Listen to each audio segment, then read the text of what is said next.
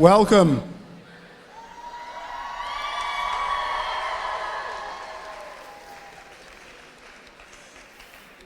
I know you're just cheering because I'm not doing the Life Raft debate 2 years in a row.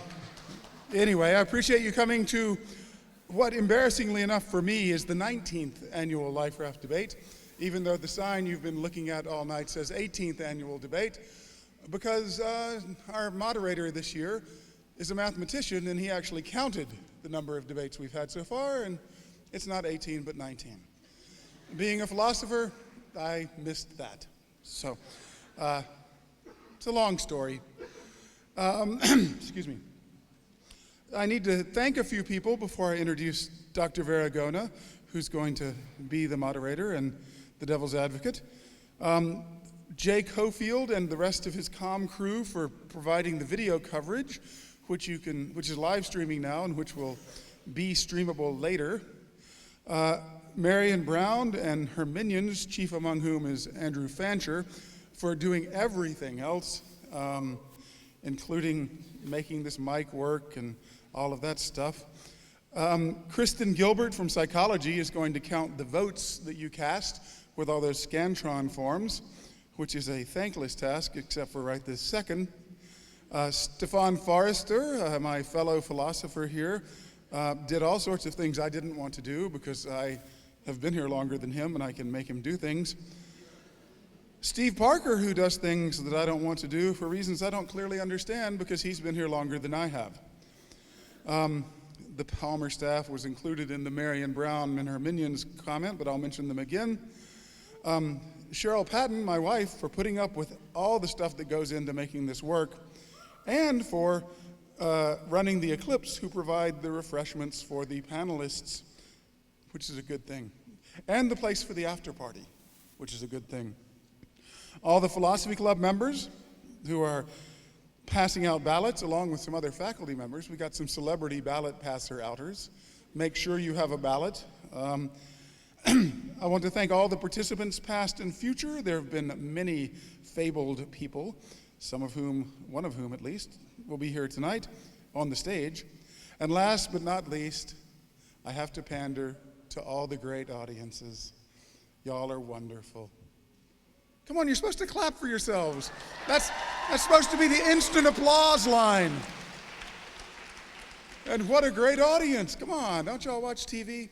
Anyway, no, this is something my wife thought of, and then I stole as an idea, and for some reason I get credit for, but it would never happen without everybody else doing it.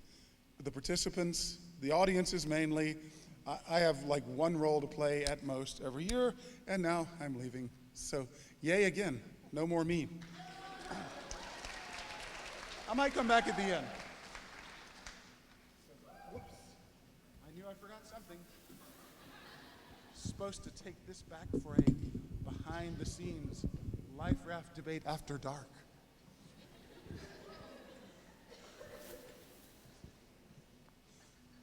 Dr. Varagona.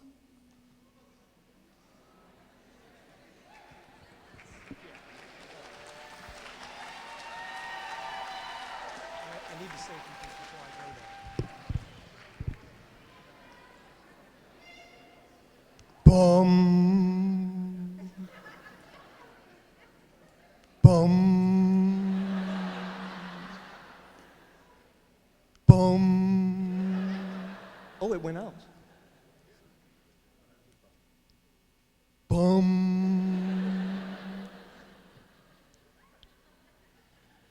Bum.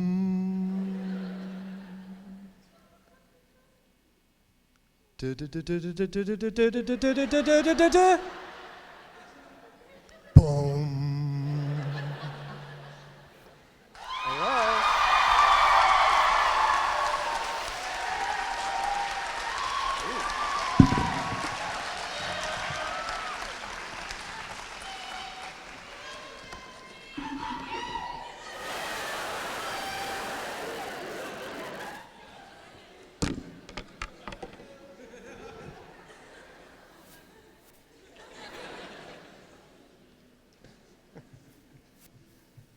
Howdy, folks.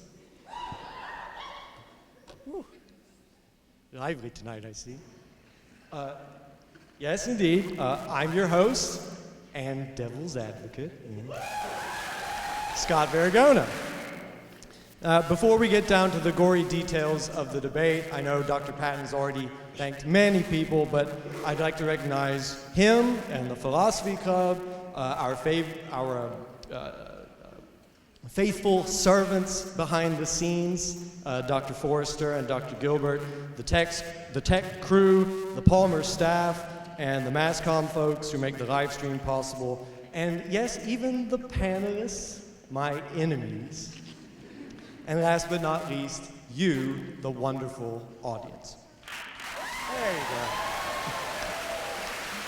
All right. Well, it's happened again, hasn't it? A great calamity has occurred, floodwaters have risen, and the last survivors of humanity, you, are about to sail off in a life raft to rebuild civilization. One last seat remains open on the raft, and 4 desperate professors will fight over it. You can save one of them, or you can side with me, the devil's advocate, and drown them all. Just like last year.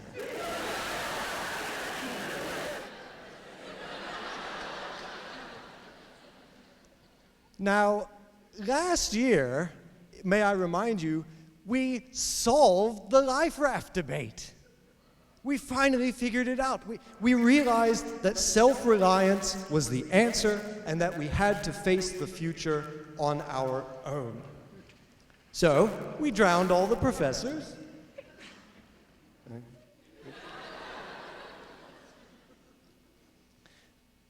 And with our heads held high, I waved goodbye as you sailed off into the sunset.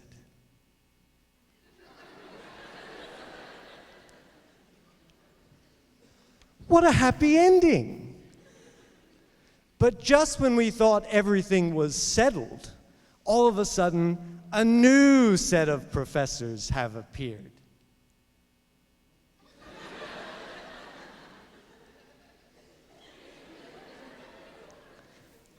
Shall we meet them?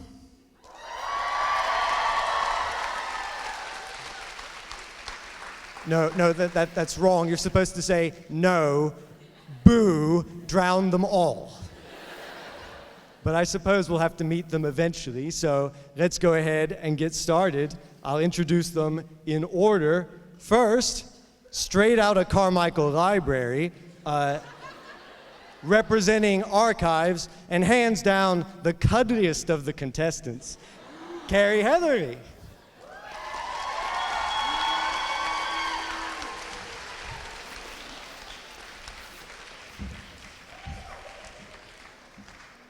Next, representing English, the Empress of the Harbert Writing Center. I'm pretty sure that's her official title. Harley Quinn, Erin Chandler?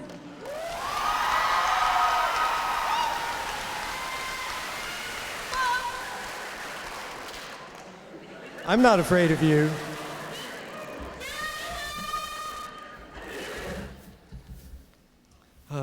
Okay, who's next?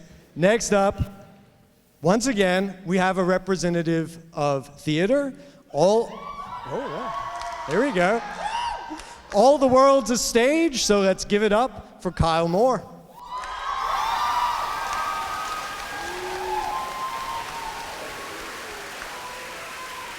And last but not least, representing political science and hopefully making sense of this election season, please welcome Andrea Eckelman.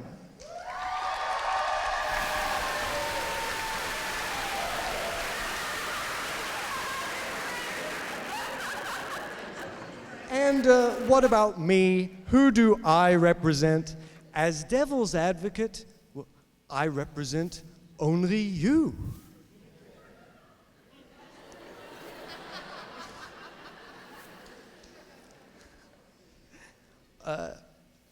My job is to keep the other panelists in line. But see, here's the thing. This year, I'm not just the devil's advocate. I'm also the MC, the master of ceremonies. And that makes me even more powerful.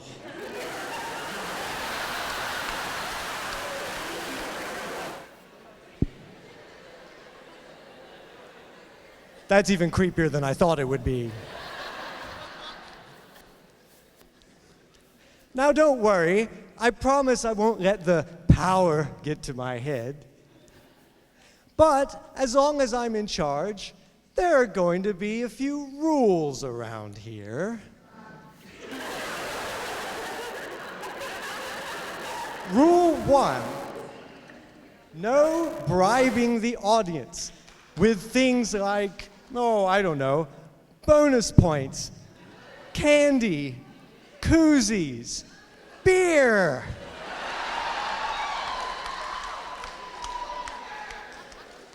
I know you were planning something. Rule 2. I can't believe I have to say this.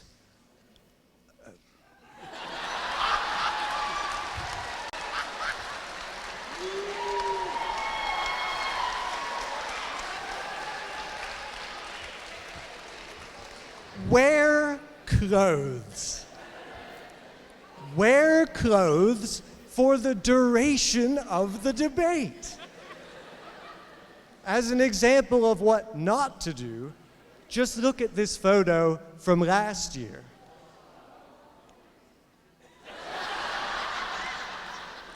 Sorry, folks. Rule 3. No excessive use of profanity. Think of the children.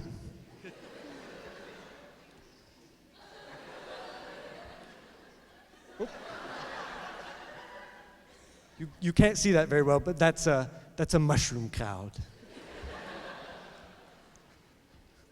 No excessive profanity. Keep the discussion about apocalypses and drowning your enemies and other family-friendly stuff like that. And finally, Rule 4.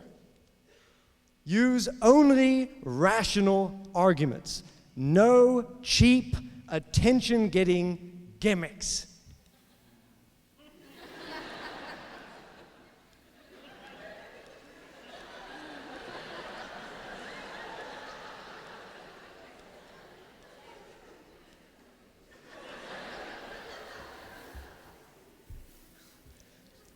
Don't laugh, you'll just encourage this sort of thing. Well, I can see it's pointless.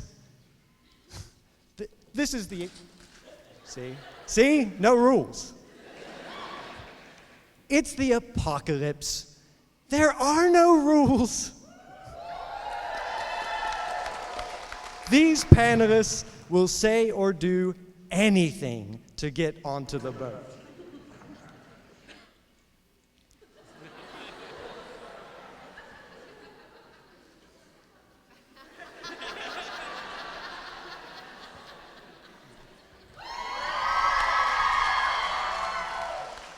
Oh, I see how it is.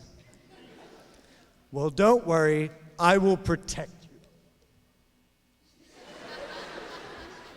He can't protect you. He's dead. He died last year. Oh, it begins already. The panelists will each have 5 minutes to tell you their stories. Then, between rounds, I will tell you the truth. There will be a rebuttal period, and then finally, we vote. Will one of them succeed in getting the last spot on the raft? Well, that, my friends, is up to you. Shall we begin?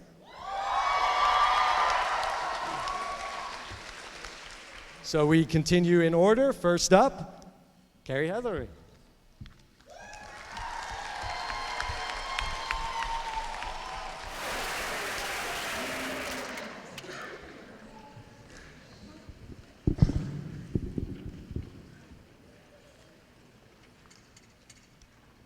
What are archivists, and what do they do? We're more than just creepy people in the library basement who keep old stuff. We're specially trained in preserving original materials, making them accessible for researchers. Why is this important? It's important because we're the keepers of knowledge, not just information, but information in its original form. The common element in all this is that everyone on stage is representing a different discipline, but they have all been influenced by the historical knowledge and archival holdings of their respective fields. I bet Scott, Satan's helper, Varagona, wherever he went, has even been knowingly or unknowingly impacted by the archives of the United States Chess Federation. Now, as my colleagues on stage climb to their lofty ivory towers to talk down to you about their studies, let me, the humble working class candidate, tell you a bit about their disciplines on campus. Without an archival collection on campus, there would be little historical record of Hallie Farmer, BSS faculty member who spent her life engaged in rhetoric of social justice initiatives such as educational rights for women and access to the ballot box for African Americans and for others. Or that she hosted a local radio show about government and politics. Never wanted to be shy, she practiced what she preached by becoming the first female elected official in Montevallo's history. If not for archives, we'd know little about the ghost and true stories surrounding Trummy's haunting of Palmer Hall, or of Captain Reynolds' curtain call in the building bearing his name. P.S. The captain didn't come here until after the Civil War, so that story's pure fiction. I too doubt we know much about the great W.T. Chichester, the theater professor who worked on the Philip Morris radio show with Orson Welles. And back to the devil's advocate who works in the mathematics department of such determined souls as Angela Hernandez, who very dangerously defected from Cuba and wound up in our midst in the 1950s. Yeah, I can hear you now. Or that we used to elect presidential candidates like James Garfield with their own proof of the Pythagorean theorem. But what does that have to do with our current predicament? God, Jesus, Muhammad, Tom Cruise, John Travolta. All religious power players that have created the basis of our moral and legal documents. Washington, Jefferson, Madison, Lincoln, MLK, Chuck Norris, and the others who have created our freedoms. Are we just going to let that wash away in this flood? Or shall we be the modern day Gilgamesh, the new age Noah, and let our lifeboat be a mighty ship of ideas? Speaking of Washington, he made booze. So did Jack Daniels and Boone's Farm. Beverages we can all agree are worth saving. And if not written down, then handed down through stories and folklore, like the hillbilly, my people, who made moonshine, rot gut, skull thumper, white lightning, drinks that may lack in flavor but get the job done nonetheless. Recipes and stories handed down from generation to generation through the power of the spoken word. The great Walter Ung says this of orality: sight isolates, sound incorporates. Whereas sight situates the observer outside what he views at a distance, sound pours into the hearer. With primary sources, sometimes the medium is the message. The book itself can be an artifact. It provides examples and templates of how books used to be made and the many ways to derive paper from fiber. Many of you know we get paper from trees, but how many of you know that we can make paper out of t-shirts, elephant dung, and mule crap? Put your hand down. And if not for the archivists working alongside the scientists, there would be no Svalbard Global Seed Vault in Norway, nor any other of the various smaller seed vaults scattered across the world.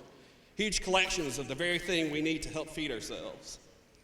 Like William Faulkner said, the past is never dead. It's not even past. Yes, the tragedy that put us here is awful, but we also have a chance to move forward and start a new life. You can choose Harley Quinn or one of the Trumpettes. They might promise to make America great again, but if you choose me, we can make a new America. After we find land and make America again, we must ensure that the cultural fabric lives on in perpetuity for future generations. Ask yourself this question: how do you think you'll remember this flood? And how will you hand that knowledge down to future generations so that they might prevent further catastrophes like this one? Oh, and as for creating those future generations, there's an old proverb that says, archivists make it last longer. Mic drop.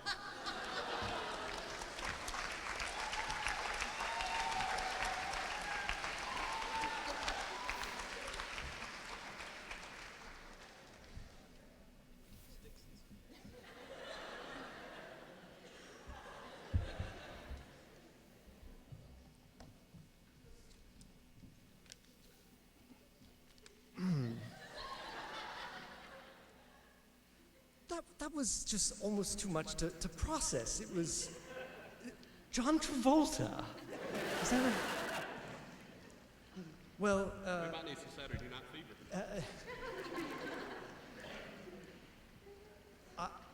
Well, okay. That's all well and good, I suppose. But, you know, and I hate to rain on your parade, but at the end of the day, you work in a library, right? You work in a library.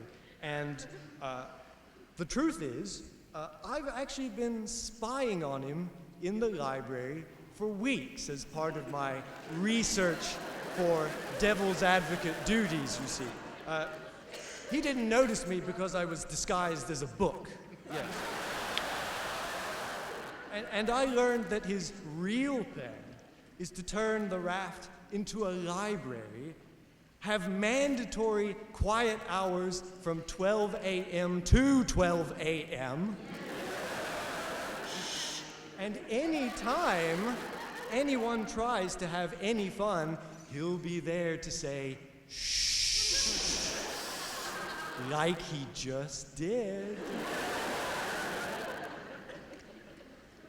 Perhaps we should move on. Our next speaker is, I'm going to have to beat you off of that. Hurry up. I think it's Aaron Chandler.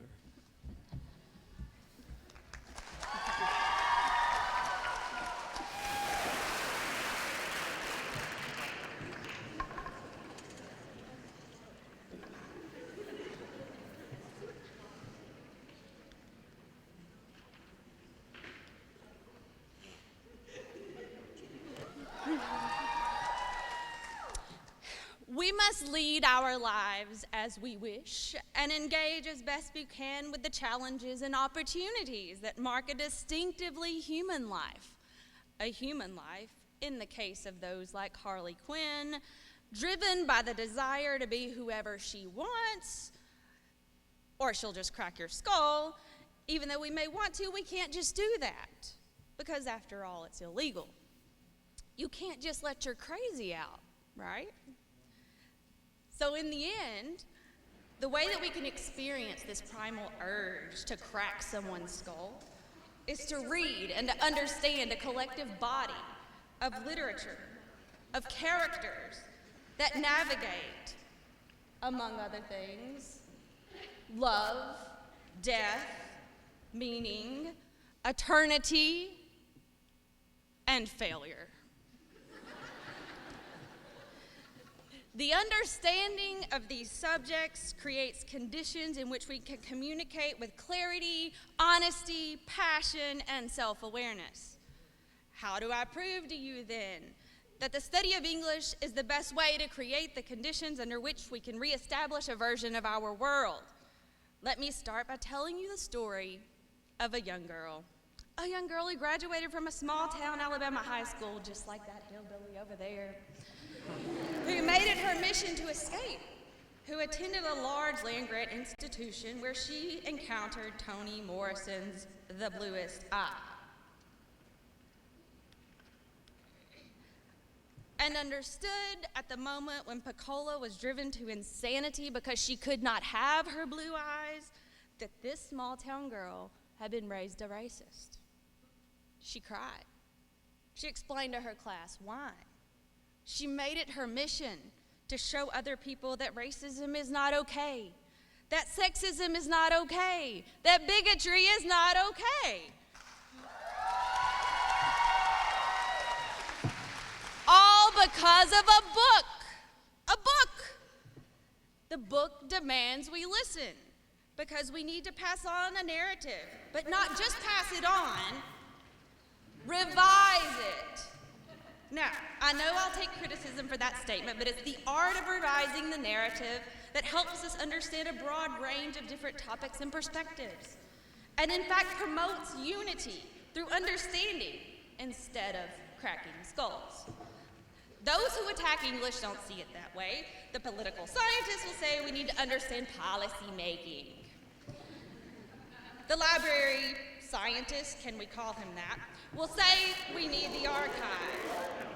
A single, uncomplicated narrative. And the theater person, I guess he'll entertain us?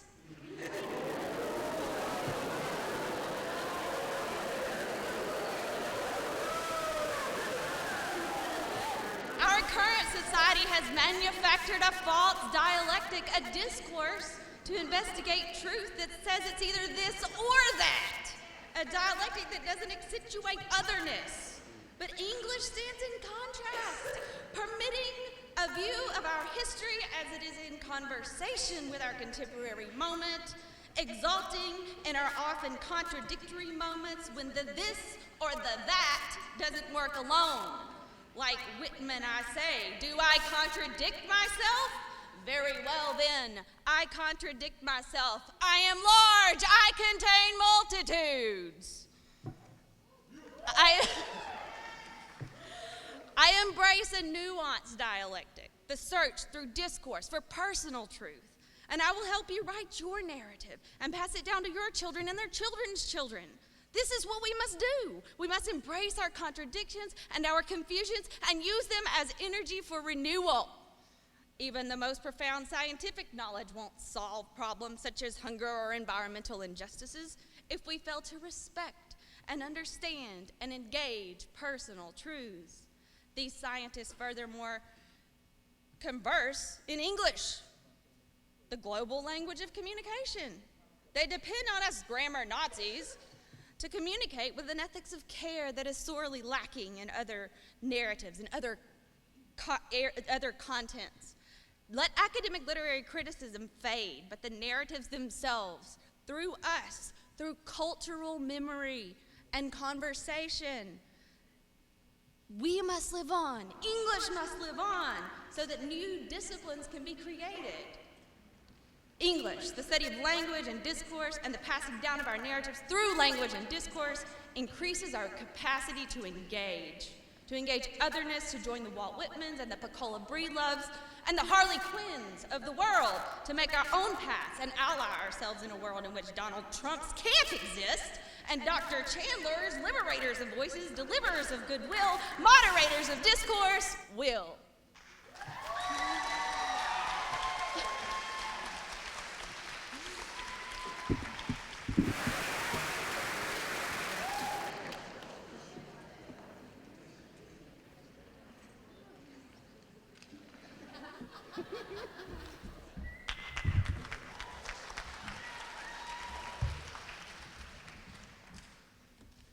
You're nothing but trouble, are you?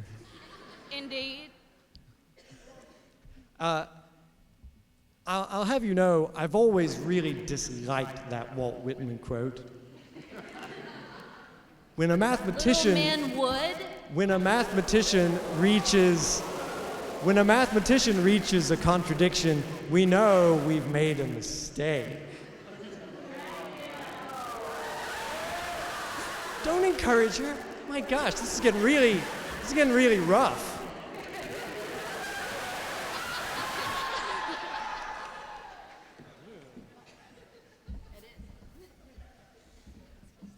Well, once again, she hasn't told you the whole story. As part of my research as devil's advocate, I've spent the last few weeks hiding in the ventilation system of Comer Hall, which is an experience in itself, I might add. Which means that he probably has cancer and will die. I overheard her real plan. She intends to turn the future civilization into a grammarian police state. Jail everyone who makes a citation format error or splits an infinitive. Yeah, deny it all you want. Moving on to our next panelist, representing theater, Kyle Moore.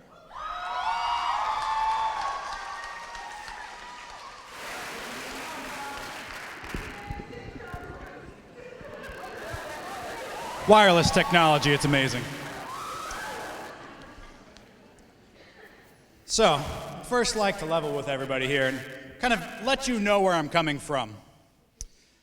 I have a bachelor's in creativity. And I have a 3-year terminal master's in getting it done.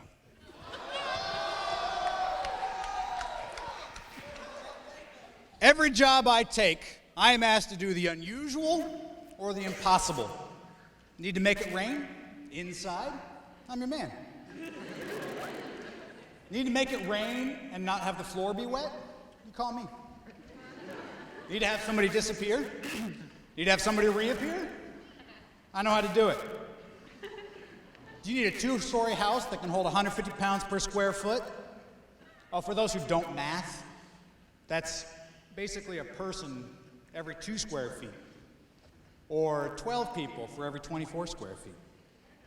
In order for me to accomplish these tasks, I've developed a set of particular skills. And these skills are what I teach. Hold on a second, let me get on my list. Carpentry, welding, plumbing, electrical wiring, structural analysis, creative design, sewing, large-scale fabrication, small-scale fabrication, plastic foam rubber fabrication, small-scale electronics, pneumatic power, hydraulic power, electrical automation. Yeah, I teach all of these things. All right, now we are in a particular circumstance. We are fighting for our lives. Right now. We're on a raft. We're not even on a boat. We're not on a barge. We're not on a shift. We're on a raft.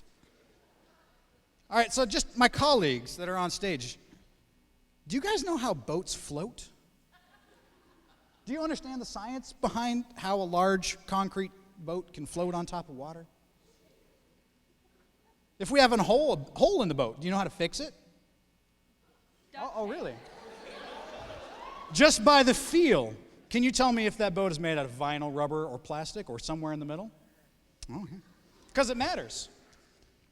If we get a hole in our raft, do we need to sew the patch on, or can it be glued on? Do we need to fix it now, or can it wait? Will the hole stretch? Will the hole rip? I know all of those things. Do you? I'd also like to see a show of hands, just for reference. Can you guys swim? Okay.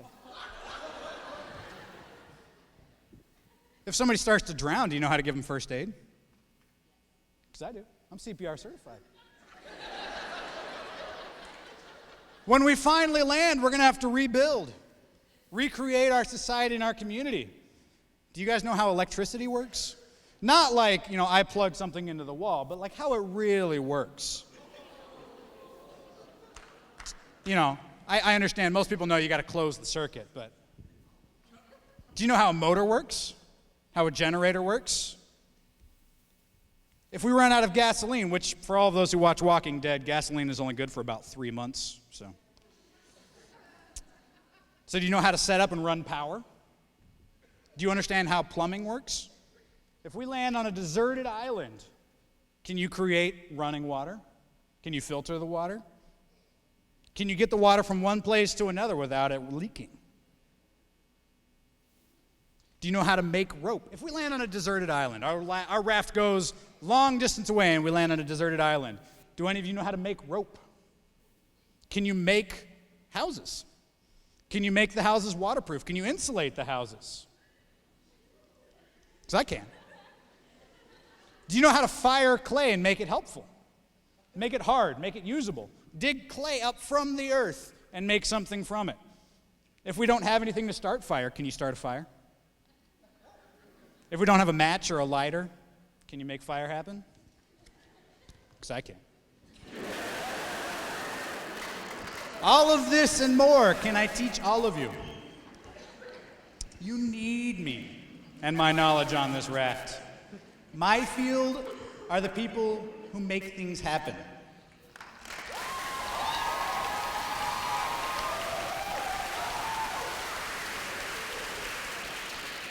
You have an idea?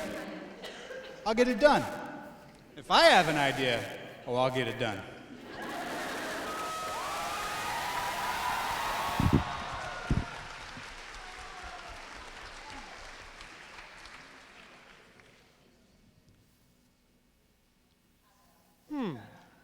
Interesting. Weren't you supposed to be talking about theater? That wasn't in my memo. I heard engineering, I heard starting fires, all kinds of things, but where was the actual theater? I don't know. But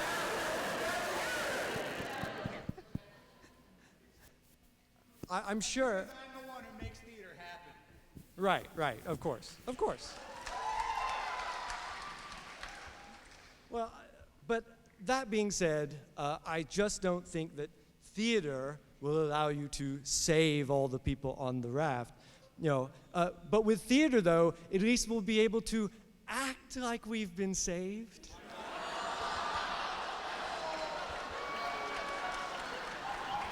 I've been saved. Hey, Scott, I'm not an actor. I'm a technician. Yeah. Next. Next, we have Andrea Eckelman from Political Science.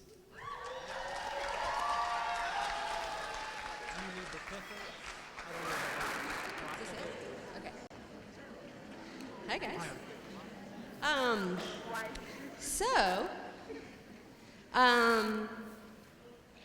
Nate Silver and I both could have told you that the world was ending the second Donald Trump got the Republican Party's nomination for president.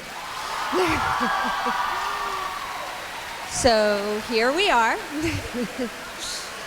In a world where the Bushes can't get Jeb ! On their Republican ticket, we knew this was coming. So, but I'm going to start tonight by trying to convince you that political science is not politics. It is not Facebook fights with your grandmother who wears a Vote the Bible t-shirt. It is not Twitter arguments at 3 a.m. when you probably should be asleep. It is not presidential debates or vice presidential debates or whipping out that Mexican thing again. It's not email servers, it's not affairs, and it's not forgetting what Aleppo is, which is not good, but that's not what political science is. Political science is not politics, but it is the study of the philosophy of governments, the study of liberty, justice, equality, laws, the types of things that make a government legitimate, which I think we've maybe forgotten a little bit. It's the study of what form government should take. It's the study of what government owes to us, to its citizens, and what we owe to the government. Political science is a study of the history of governments and how we can and should use the past to figure out why our government failed, why our society has encountered this nuclear annihilation that we've just encountered. We can use the history of governments to tell us why a political party imploded. We can use it to determine why a campaign failed or didn't fail. Political science is the study of social relationships. So thinking about the way that people interact with one another and how they should interact with one another. Thinking about how people interact with their government and institutions that form their government. It's the study of behaviors, why certain candidates say the words that they say, why certain social movements work when they do and don't when they don't, why people vote, why they don't vote, why they run for office. It's the study of laws and how these laws fit into our philosophical understanding of how society should function. And I know it's been said on this stage before, but in the state of nature, life is nasty, brutish, and short. And you need a political scientist to help you get out of this. Because, lucky for you, I know all of these things, and more, actually, as I'm going to get to in a minute. Political science focuses on so much more than the junk that you're seeing on TV and Twitter and Facebook today, right? I know a lot about making public policies, setting up governments, and making sure that we don't end up in a really terrible Lord of the Flies situation. So, that's what a political scientist can do for you. But let me talk for a quick second about what Andrea Catherine Eckelman can do for you. I have watched every season of The Walking Dead. It's true, it's true. I know gas runs out. I know bullets don't last forever. And I already have some zombie fighting experience, so should we come across that? That's me, fighting zombies. I have a great relationship with birds. Go Falcons. It might be hard for you to see, but that bird is staring deep into my soul. I too can fix things, Kyle. Just today, in my academic regalia, I was on a ladder with some type of saw thing. Fixing the holes in you, Mom, making sure we don't end up in a Comer situation.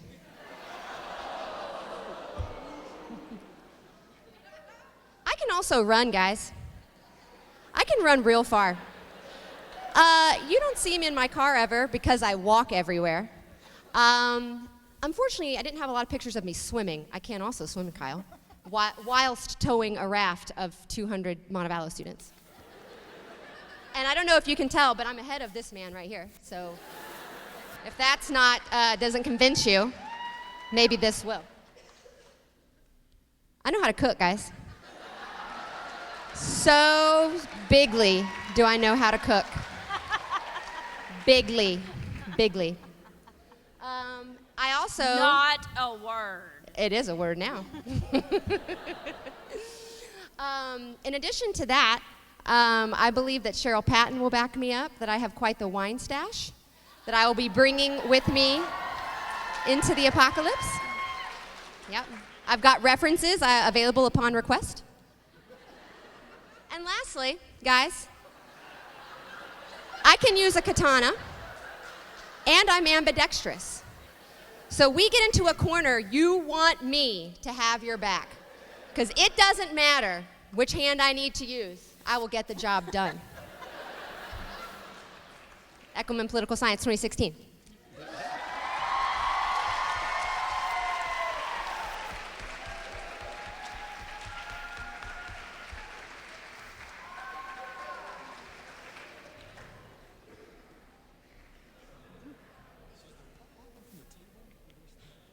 Oh dear, oh dear.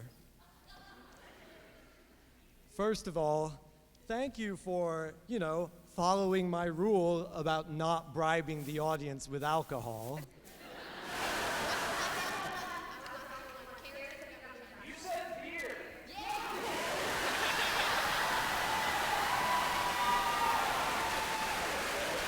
Second of all,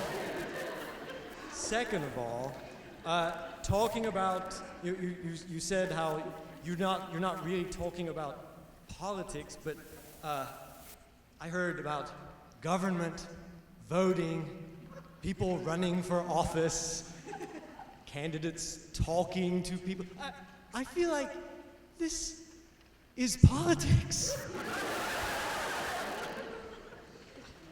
And frankly, it looks to me like if you do get on the life raft and start talking about politics, half of the audience will scream and jump overboard, and the other half will just wind up killing each other. Well, now it is time to move on to the last segment, which is the rebuttal period. The panelists will take turns making rebuttals, or adding to the rebuttals they have already been making out of turn. So first up, Carrie Heather.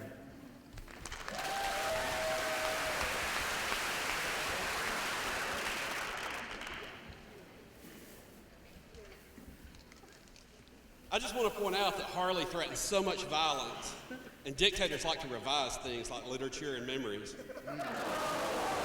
Why can't your memories be your own? Kyle mentioned more rain and making people disappear. Really? Is that the guy you want on a boat? A concrete raft? Really? I've never been down the Ocoee on one of those. And what power plant do you plan to use? Do you know what the firing order for a 330 horse 327 Chevy is? I can restore one of those, by the way, like we're going to find one.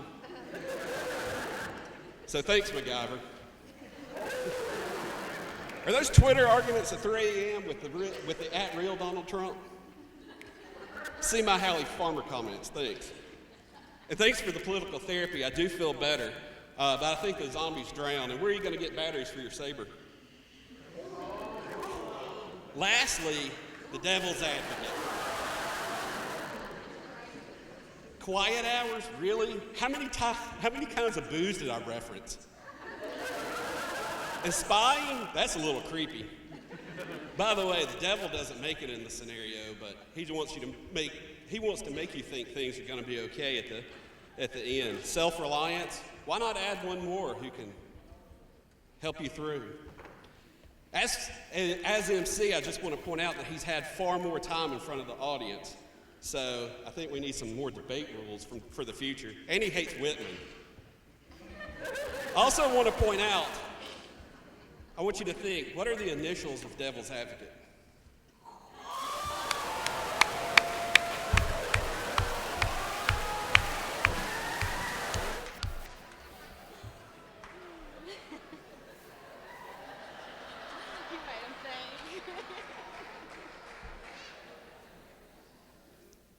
I had a feeling the hating would begin, but I am reminded of the immortal words of the great philosopher Will.I.Am, who said, who cares what the haters think? They're hating on me because I do what they can't.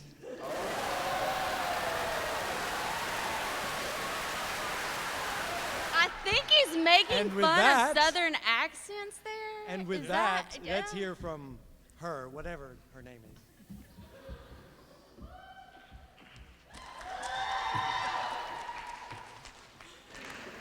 All right, so I'm going to call your attention to one simple fact. He's an idiot, but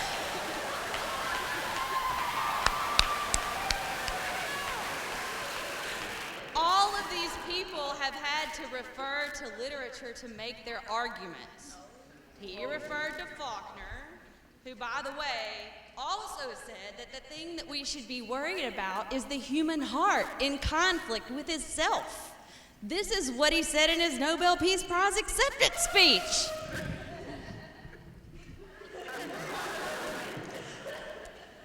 Also, Kyle, some of us don't have to train that long to do those things.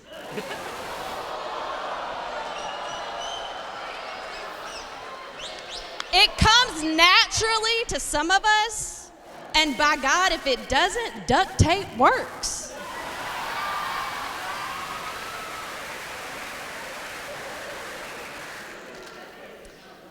And Andrea, you might be able to run, but I can lift really heavy things. I can save your little butts. I can lift you out of the water.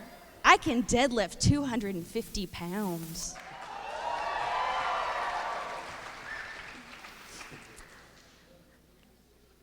And also, you say we need to understand these social movements, et cetera, et cetera. I just want to remind you that I too understand all of these things. I wrote a dissertation on voices of Southern radicalism. It's about social movements in the South, where we are, things that happen here. Also, while all of these people might be really practical things to keep you alive, like give you alcohol, keep you inebriated so that you don't know or are aware of your situation, and they might be able to, build some things. They can keep you alive, but I can give you a reason to live.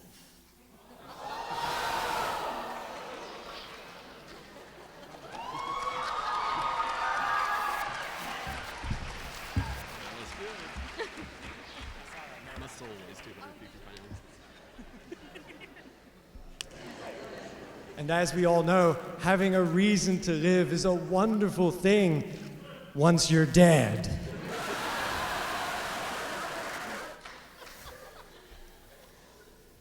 And with that, next up, Kyle Moore.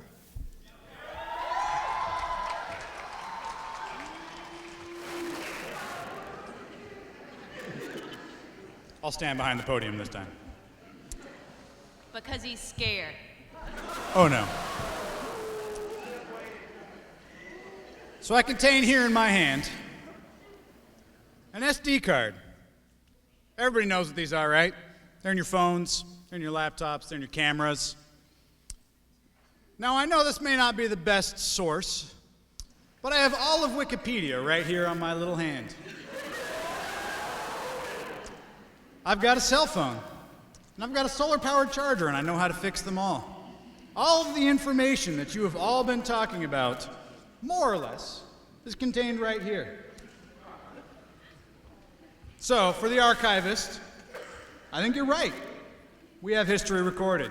All the physical copies are probably going to die in the salt water anyway. To our English professor, I agree. We should read. That's pretty much all I got out of yours.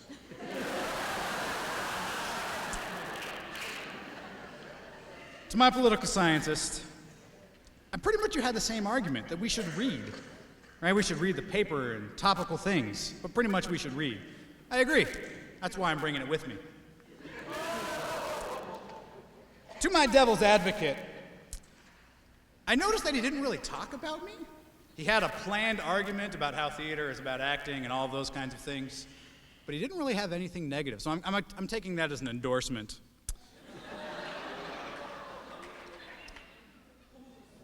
But, also just to add out there, theater makes things come to life. So while you can read, you take an interpretation and it's your own interpretation. Theater makes things real. We bring real strife into people's lives. We make you understand how people felt.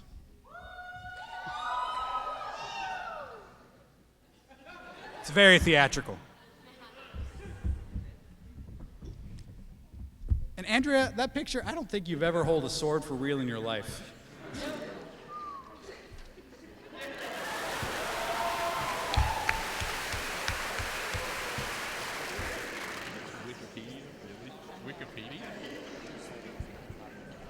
Wikipedia? Really? Don't you know that's not a real source?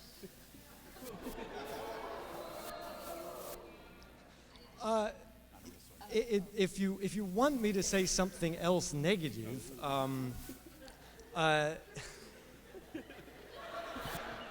the talk that you gave really made you sound like you are a jack of all trades.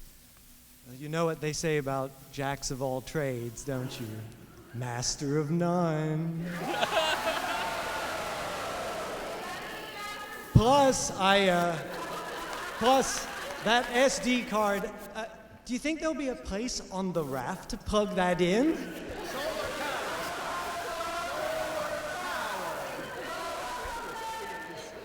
Let's just bring everything onto the raft with us, why don't we? Everything. Okay, and next up we have, again, Andrea Eckelman.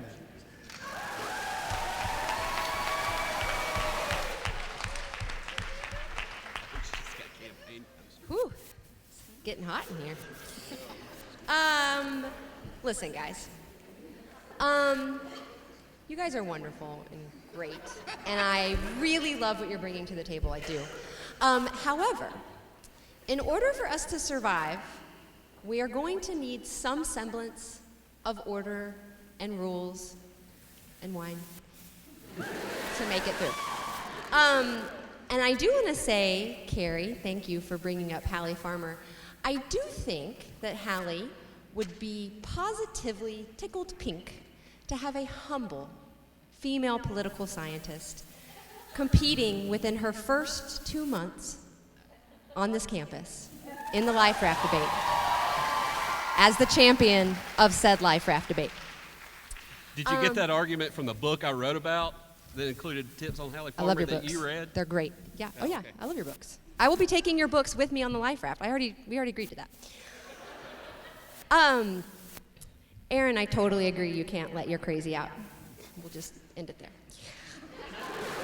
They can't say anything. So Kyle's got some really great knowledge about how things work, and I think that's awesome. But none of that knowledge is going to help us if we're all re-dead because we've killed each other because we have no laws and orders.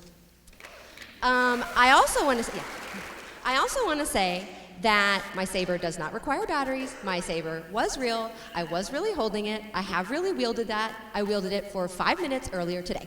So that is what I'm saying. And lastly, The Walking Dead takes place in the South, so I also know how to do things in the South.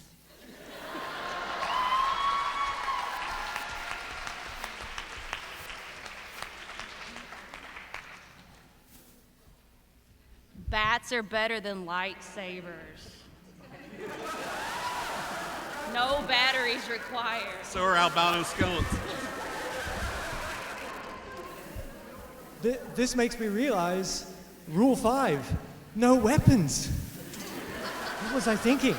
Clearly, yes. This is just it's just a it's just All right. So in closing, if I may make one last plea for your vote, you could indeed vote for one of these people, or you could vote for me and go down in history as the first crowd to vote for a returning champion. To say, yes, I want a returning champion to win. You would be enshrined in glory forever.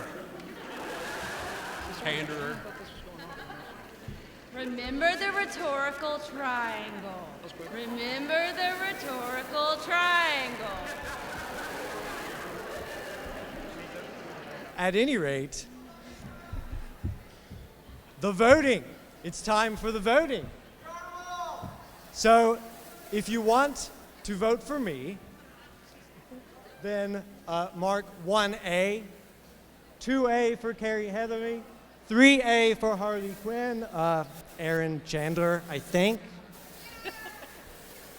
Kyle Moore, 4A, and Andrea Eckelman, 5A. That was fun. So mark your ballots, turn them in, and we'll get those votes tallied. Thank you.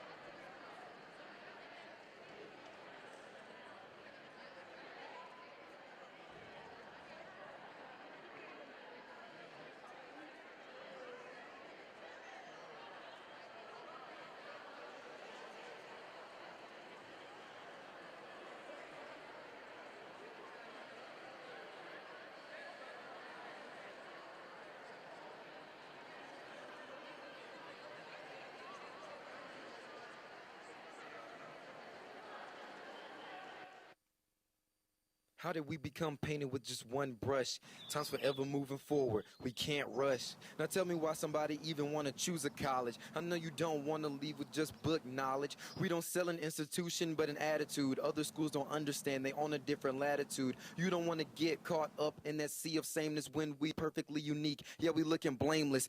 So get up out your seats. Get louder, louder. We chose Montevallo when we couldn't be prouder.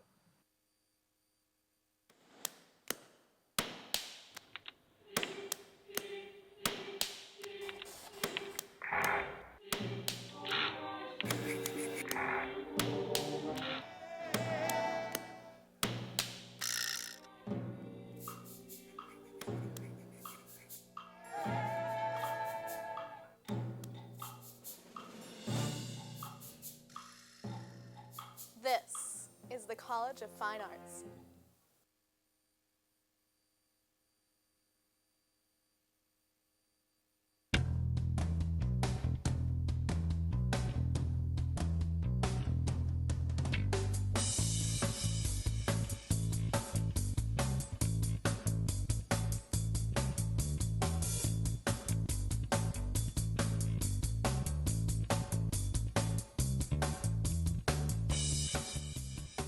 College of Fine Arts at the University of Montevallo, an altogether uncommon experience.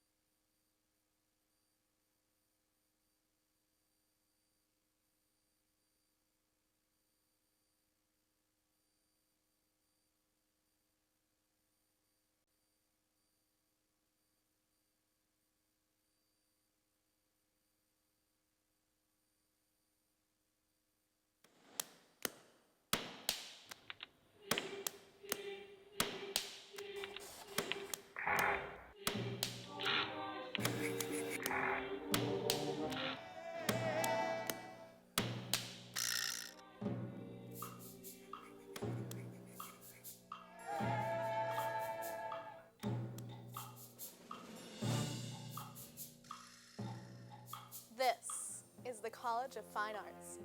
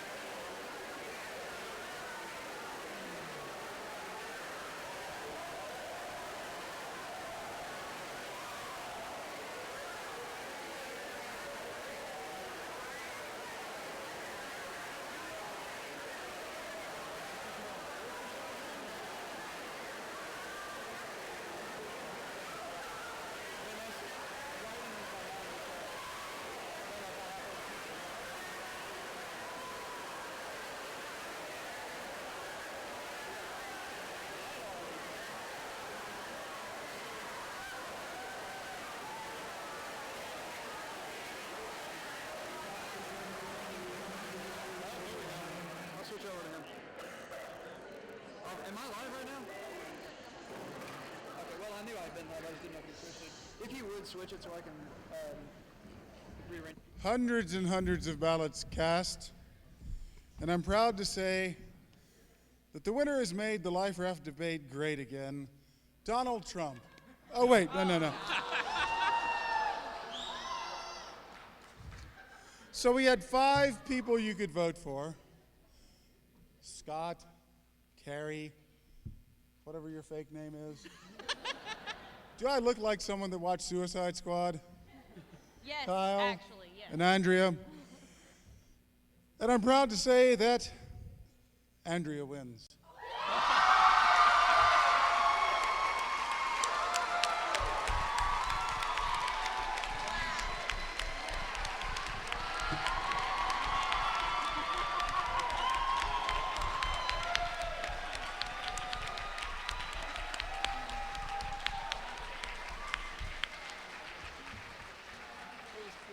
Y'all all did fantastic. Thanks so much.